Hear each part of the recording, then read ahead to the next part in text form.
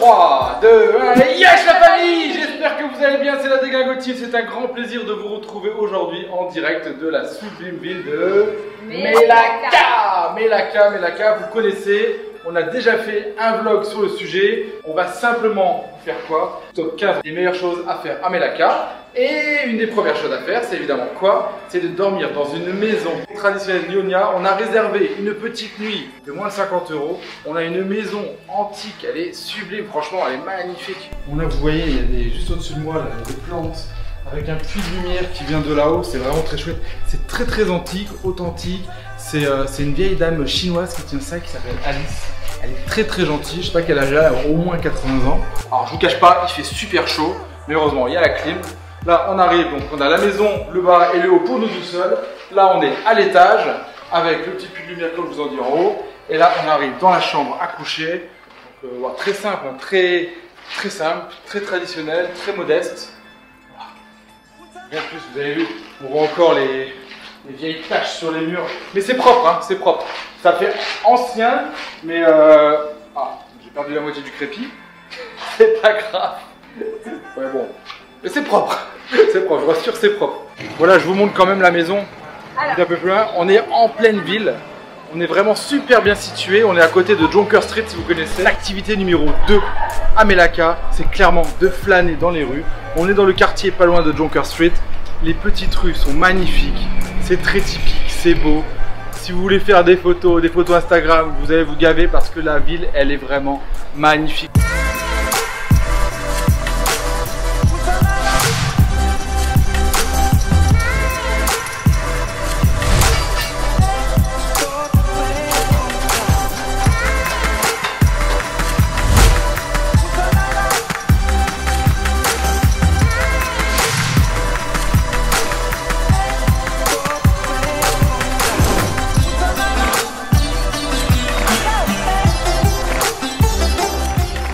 Est-ce que ça vous dirait de visiter une vieille maison abandonnée? Elle est juste là, en plein cœur de la ville. Pas grand monde la connaît. Et je dois dire merci à Monsieur Peu, c'est dans son blog à lui que j'ai découvert. Elle est magnifique, je vous montre ça. Elle est juste derrière moi là. Elle est dingue. Alors, on va essayer de rentrer, on pénètre à l'intérieur.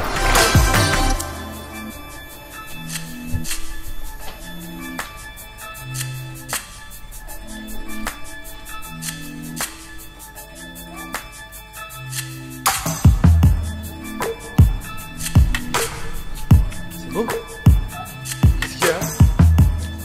Alors effectivement ça peut être un peu effrayant. Elle est restée dans l'état.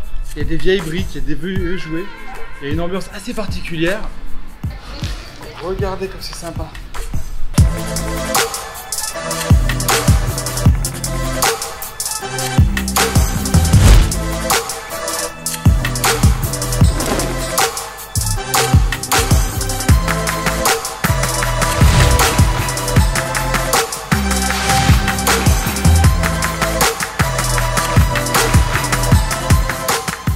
Et pour notre point numéro 4, je vous propose d'aller vous balader à Jalanthungkang.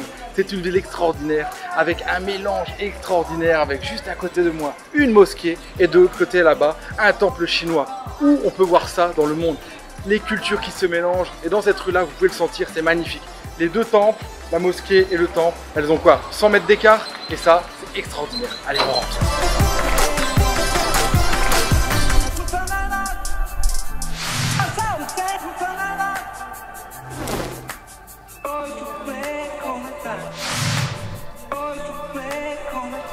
Voilà, c'était la petite visite express du Masjid Kampung Kling.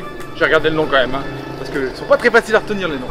Et là, on enchaîne tout droit, on vous emmène tout de suite au temple chinois.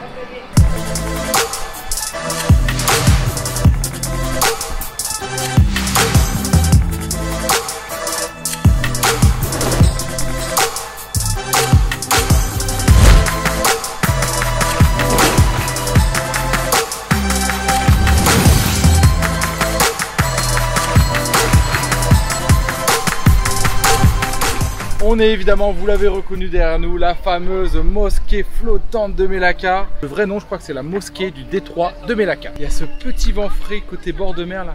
Il fait bon parce que dans la ville, il fait une chaleur du diable. Je crois que je vais envoyer le drone, hein. Je vous dis un petit tour en drone. Voilà.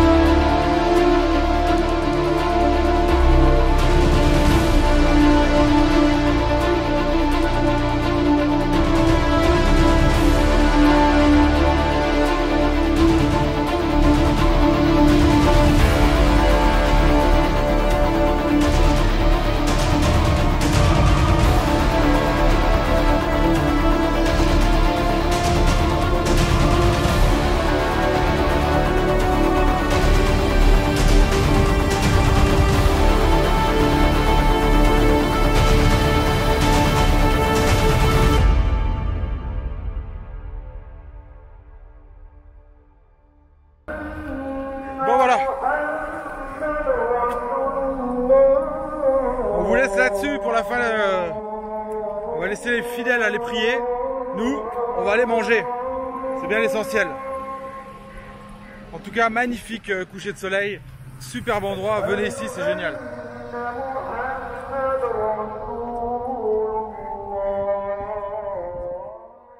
Et nous retrouve pour le numéro 6, vous l'avez compris.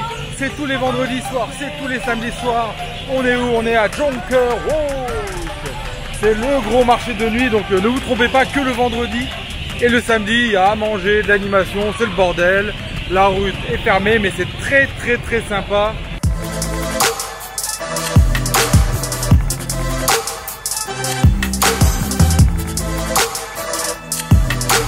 Alors l'ambiance est top, mais il y a un monde, Comme on fait chez moi en Lorraine, c'est comme ça là.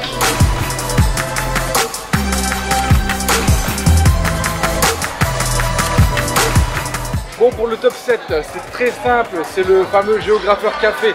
Il est super cool, un petit café à 4 heures, vous allez être très très bien. La petite terrasse est super sympa, les cafés sont top. Et voilà, c'était le top 7. Nous on l'a déjà fait dans l'ancien vlog, on va pas le refaire cette fois-ci, car là on part manger, on montre juste ça rapidement. Et pareil, on continue avec le numéro 8. On l'a fait dans le vlog la dernière fois, ça s'appelle Our Kitchen. Je sais pas si vous vous souvenez, c'est juste là. Ils font de la nourriture gnogna de malade. C'était trop bon. Donc pareil, encore une fois, allez voir le vlog complet sur le sujet. Il avait été recommandé par Serge Jardin, ce restaurant. On avait trop bien mangé. Et donc c'était notre numéro 8. Et on continue avec le numéro 9. Sagou Gula Melaka. Je vous montre, il en reste plus beaucoup. C'est un petit mélange de sucre de Melaka avec un riz un peu gluant. Ils vont faire ça en dessert. C'est très bon. Le sucre de Melaka est un genre de pudding. Si vous prenez ça en dessert, Sagou Gula Melaka, c'est le numéro 9. Voilà, team, faut qu'on parle. Attendez, je laisse passer le camion. Vous voyez ce camion là? On avait l'impression qu'il passait dans la chambre cette fois. Je voulais revenir sur le point 1. Dormir dans une maison traditionnelle. Alors oui, c'est bien.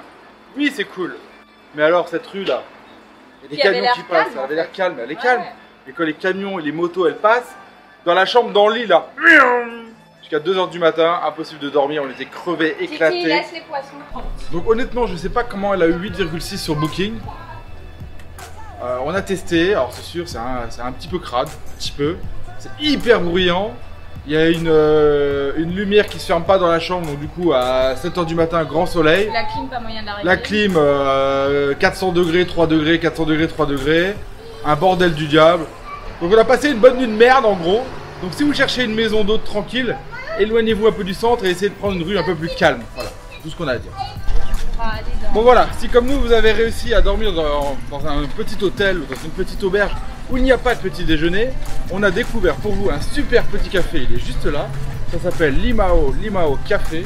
C'est très sympa, apparemment ils font les meilleurs petits déj de la ville.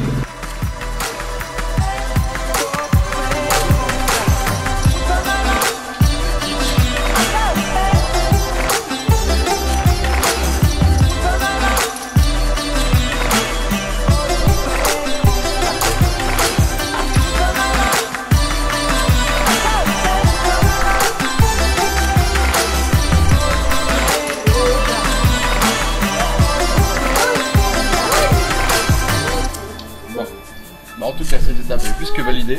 Allez, on enchaîne avec le point numéro 10. Le breakfast, c'est fait. Let's go. Le numéro 10, vous le connaissez. C'est pour les enfants. Qu'est-ce qu'on va faire, Titi? On va faire un tour de... Et vous les avez vus à Melaka, ils sont omniprésents.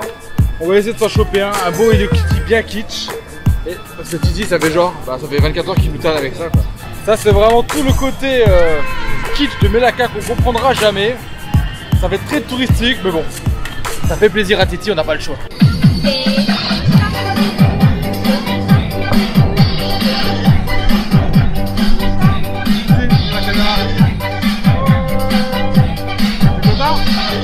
On est content, Titi.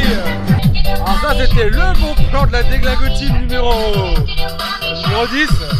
On est désolé pour celui-là, on n'avait pas le choix. Et si vous avez un enfant de moins de 10 ans, ça va être dur de résister. J'ai ma peine pour ce monsieur là qui pédale, il a une chaleur du diable. On se disait, vous savez, ouais, ça fait touristique. n'oubliez pas que vous êtes français, vous venez ici, payez pour cette attraction-là, ça les fait vivre, ça les fait travailler. Donc, on va même le payer plus que ce qu'on doit le payer parce qu'il nous fait mal au cœur. Donc on a payé 35 ringgit, on va lui filer 50 ringgit pour le tour. J'ai vu comme il galère avec le cagnard. Donc voilà, c'était la pensée interrompue par la musique. Bon voilà, c'est parti pour le tips numéro 11. Après nous avoir déposé en bas, on va monter tout en haut visiter Saint Paul Church. Pareil, dans le dernier vlog l'année dernière on l'avait vu. En tout cas c'est une superbe bâtisse, c'est magnifique.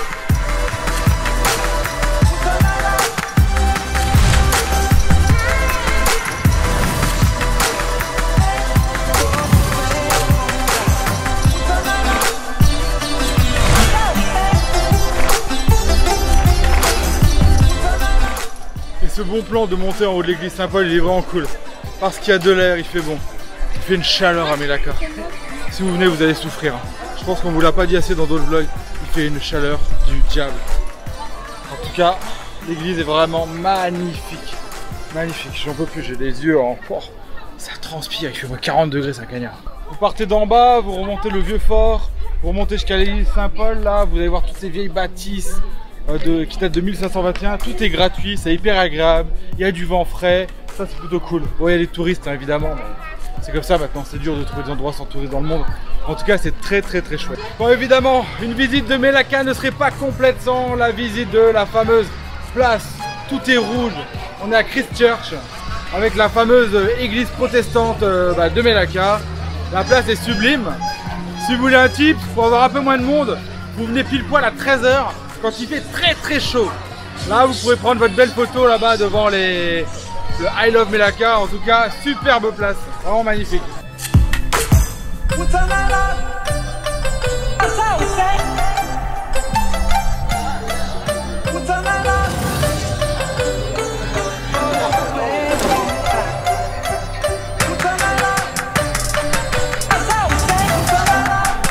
Et nous revoilà pour le tips numéro 13, incontournable, la balade, parce que c'est un nom féminin, le long de la rivière jusqu'à la Villa Sentosa, c'est magnifique. Il y a un côté Venise mélangé avec, je sais pas, du street art façon Hoi-An, c'est magnifique.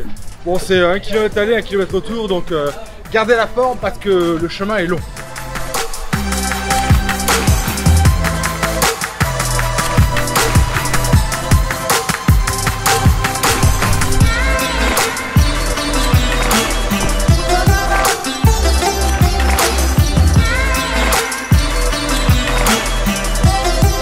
Ouh, 1 heure de marche, très long, très agréable, un peu fatigant. On est enfin arrivé à la Villa Sentosa. Ah, je vous la montre quand même, hein, on l'a faite. C'est cette fameuse villa avec le toit, avec le drapeau de la Malaisie dessus. C'est plutôt chouette. Mais bon, le problème c'est que faut repartir 1 heure dans l'autre sens. Dites-vous qu'il vous faudra 20 minutes pour la visiter. Faut demander au proprio. En tout cas, c'est une maison traditionnelle malaisienne, a été construite par le gars sur pilotis. Et puis ça permet de voir vraiment une partie niveau architecture de la Malaisie. Je la trouve vraiment sublime. Ça sera, ne pas retourner à pied. Vous utilisez l'application Grab, vous la connaissez en Malaisie. Elle est super bien développée, ça permet de choper des taxis pas chers partout. Et nous on se dit allez hop, Grab, retour, restaurant. C'était le 14e tips. Prenez votre application Grab. Même à Melaka, ça marche nickel. On l'a fait 3 fois hier. Moins de 3 minutes, il y avait un taxi. Ça coûte 10 ringgit, même pas 2 balles. C'est cadeau. Allez, on enchaîne avec la dernière, le numéro 15. Donc pour le point numéro 15 de ce vlog, on le fait en famille avec Olivier et sa famille qui nous ont rejoints pour un repas chez Our Kitchen. C'est chez la Nyonya. Donc c'est cette fusion de cuisine portugaise, malaisienne et chinoise. On vous avait montré ça il y a 2 ans dans le précédent vlog. Et là, encore une fois, on va se régaler. Donc si vous cherchez du non spicy, ça c'est le chicken ponte. Ça c'est pour Titi. Tu veux ça, Titi? Ok. Ensuite, on a des petites noodles, pas trop spicy non plus.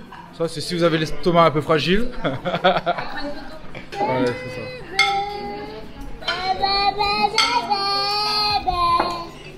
Toujours la petite traditionnelle omelette aux crevettes et les petites tempura de crevettes également. Bon, vous vous rappelez, on l'a testé hier soir, c'était le sago Gula Melaka. C'est la petite découverte du week-end. Moi j'ai adoré en faire quitter Olivier et à faire oh la déglingotive c'est que des mythos en fait. Calme-toi, Titi. Non, ça va. C'est très bon, c'est très bon. Si c'est dégueulasse, tu veux le dire.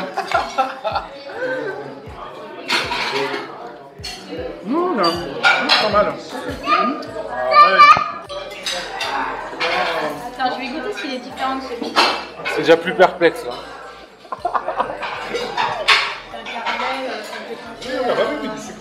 Ça fait penser à un gâteau de riz au caramel. Tout simplement. Alors Charlotte, verdict. Alors là, on est sur un 2 sur 10 à ma gauche. Bon, vous ferez votre idée par vous-même. En tout cas, il faut tester, c'est une spécialité. Et voilà, c'était le top 15 de ce qu'on peut faire en 48 heures sur Melaka. J'espère que cette vidéo vous a plu. On vous a donné tous nos meilleurs conseils.